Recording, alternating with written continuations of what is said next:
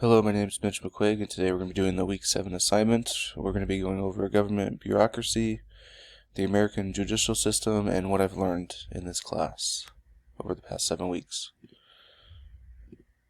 So first, with government bureaucracy, bureaucratic functions are not always controlled by politicians.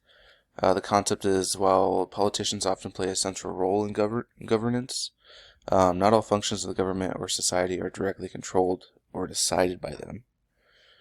This can be things like public administration, such as the implementation of policies, or things like operation of institutes like courts, agencies, are carried out by bureaucrats, experts, and independent entities. And why people may have some misconceptions about it. People may think that politicians control everything because they're the most visible figures in the government. However, politicians mainly pass laws, make decisions about policy, but the details of how the laws are executed often fall on bureaucratic agencies or specialized commissions that operate independently from political influence.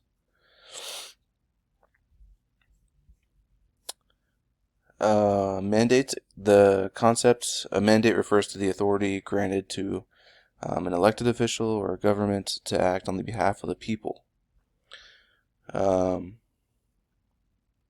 Mandates often reflect the will of the people as expressed through voting. So why people may have misconceptions. Some people might misunderstand mandates as a blanket approval for any and all actions by elected officials, when in fact, mandates often refer to specific policies or issues that were central to the campaign itself. Oversight and accountability mechanisms. The concept is oversight and accountability mechanisms are structures and processes through which the government's actions are monitored and evaluated to ensure that they're in line with the law, public expectations, and ethical standards. Some people may have some misconceptions about this because oversight and accountability are always effective, but in practice, these mechanisms can be weak or compromised. An example of this would be political influence. Lack of resources or corruption can limit the power and independence of oversight bodies. And the last one, rules often evolve in response to public demand or crisis. So the concept is rules and regulations are often dynamic and evolve over time due to the changing public needs, societal values, or in response to different crises. This is especially true in areas like public health, environmental protection, or civil rights, where new challenges require updated responses. A misconception would be people may view rules as static or unchangeable, assuming that once a law is passed, it remains in effect indefinitely without any adjustment.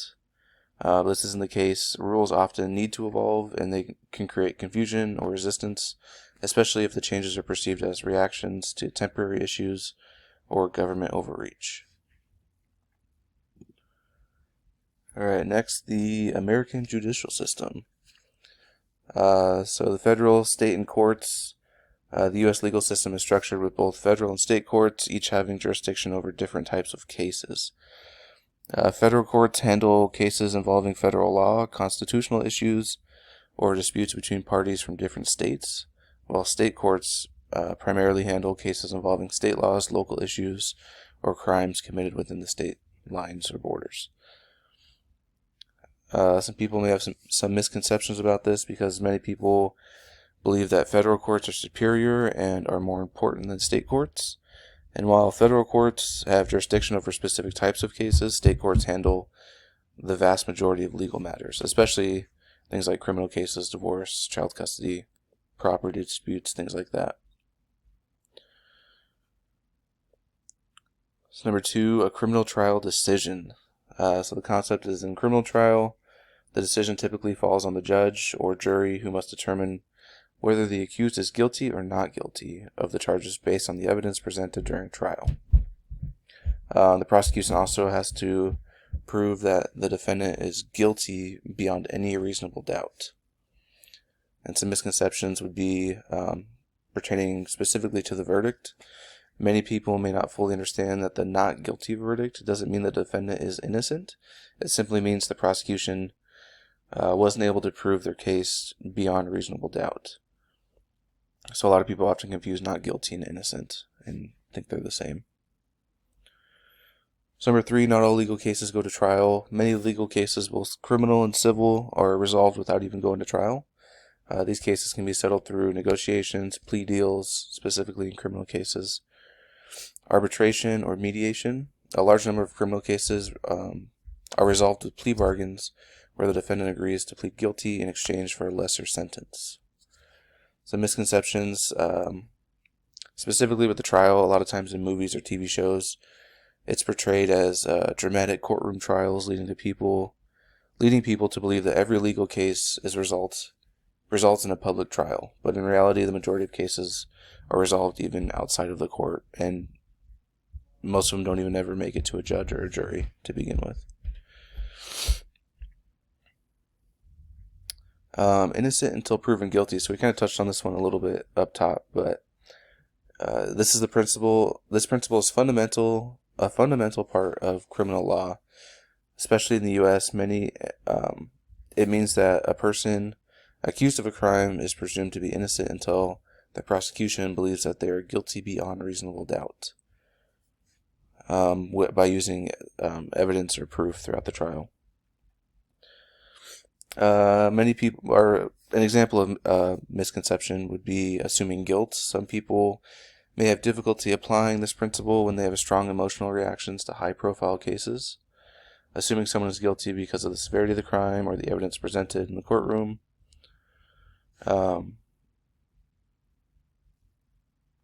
However, the law mandates that the guilt must be proven and not assumed. So it really just kind of shows that you have to use the evidence to prove this person's guilty. You can't go based off reactions or emotions. And then 5, checks and balances. This principle refers to the U.S. Constitution, where each branch of the government, executive, legislative, and judicial, have powers that limit and control the other branches. This makes sure that no single branch becomes too powerful. For example, the executive branch can veto laws, and the judiciary can also rule laws unconstitutional as well. Misconceptions. So specifically the power dynamics. People often think checks and balances can guarantee that no one branch can overstep, but in practice these balances of power can shift depending on political circumstances.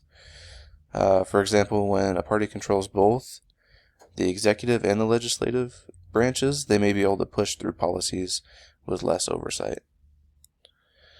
So they kind of keep each other in check, but they can also team up from time to time to override, to kind of push laws through.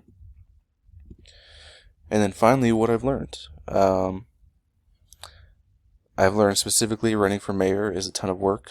I always thought it would be a lot of work, but it's a lot more than I thought it would be. There's also a ton of different steps and kind of like hoops and pieces that they have to jump through and fit together to manage running a successful campaign. And you definitely can't do it by yourself. You need a lot of helping hands to do that. Warrants and probable cause. Warrants are, I learned how important probable cause is, and how specific warrants have to be for the police to search your property. If they need probable cause to even get the warrant, and then when they get the warrant, they can only search what is specifically on that warrant, which I didn't know before. I learned the president and Congress, kind of their power dynamic, and how they're able to kind of overrule each other from time to time, or the president can, how they can go back and forth with their power. I also learned about all the different districts in Washington State. I learned that there's a ton of them, and that the amount of people that run them, kind of what they do, why it's divided into different districts, things like that. And just in general, I learned how my local government operates. I never thought about it or looked it up, I'm definitely glad I did because I feel like I learned a lot. In the conclusion, bureaucracy is often misunderstood. It's carried out by career civil servants, not politicians. Many of the misconceptions arise from perceived inflexibility, unfair treatment, or lack of accountability in that area. The judicial system is divided into federal and state courts. Their misconceptions are often about ununiformity and handling legal issues. Criminal trials can also be decided by judges or juries, or sometimes not. And then just the final takeaways of what I've learned. I feel like this class has been very beneficial. It's kind of opened my eyes to not only federal government stuff, but also local government. I thought it was pretty cool to just see how the states work and how they operate, and why things can take so long. But I feel like this class taught me a lot about all of that, and I'm very grateful I took it. Thank you.